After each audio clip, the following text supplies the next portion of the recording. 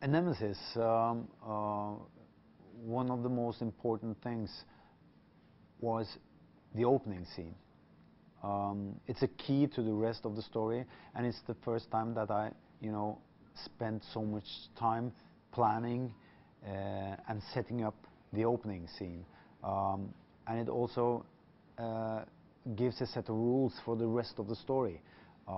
It says that, okay, if you read that the writer is doing one thing with his left hand, the important things are probably going on with his right hand. So you have to look really carefully, and it's not always that what you see is what's really going on, or more specifically,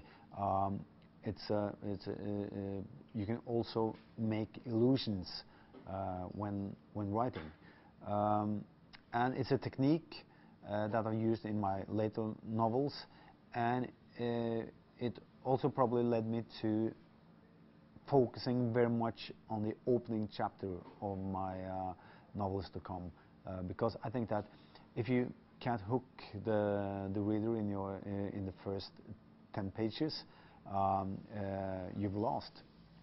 And also for by yourself that if you can see the story, your own story, in the first 10 pages, that gives you the confidence and the confirmation that yes, you have a great story to tell. So you sort of not only have to convince the reader, but you have to convince yourself also. During the writing of Nemesis, I asked a friend of mine who was, or actually a neighbor, but also a friend who was living in the same apartment building that I was living. I used this apartment building for the story, so it was very close to home, the part of that story, and there was a woman living in that apartment building, and I asked my neighbor and friend if it was okay if I used his apartment, and he had a gymnastic apparatus in a room where it was only this apparatus, and he was, sort of a crazy guy, and he has this huge apartment.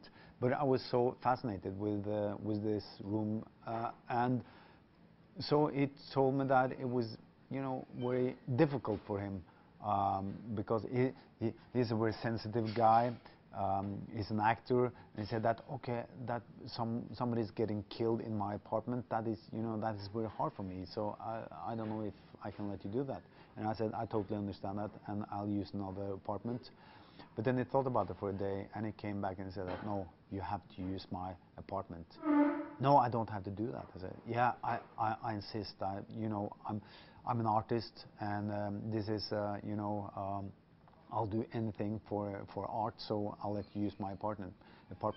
And I said, no, it's okay. I already chose another apartment. And then he got angry and said, you promised that you would use my apartment, and how you used my apartment. And so in the end, I used his apartment, every detail in it. And it's, I just wrote that first chapter about this apartment a couple of months ago, and I just laughed because, I thought about this friend of mine who in the end forced me to use his apartment. In Nemesis, almost all of the story is in Oslo. There is a short trip to Brazil, and this sort of happy hippie paradise in Brazil, and I was there when I was very young. It's a very remote place, and so I'd already done the research for that part of the story. The rest of the story is taking place in Oslo, and it's very strange because when you live in a city for so many years as I have, you would think that you know most of the streets, most of the buildings, you know your city. But I ended up doing research in my neighborhood, just going on my bike, taking pictures, and looking at the houses, because I realized I'd lived there for so long that I had stopped looking. So it was a novel where I didn't have to go far to do research, but still I had to do the research. After having written The Redbreast, which was a very complicated story with echoes from the past. It was part of World War II story.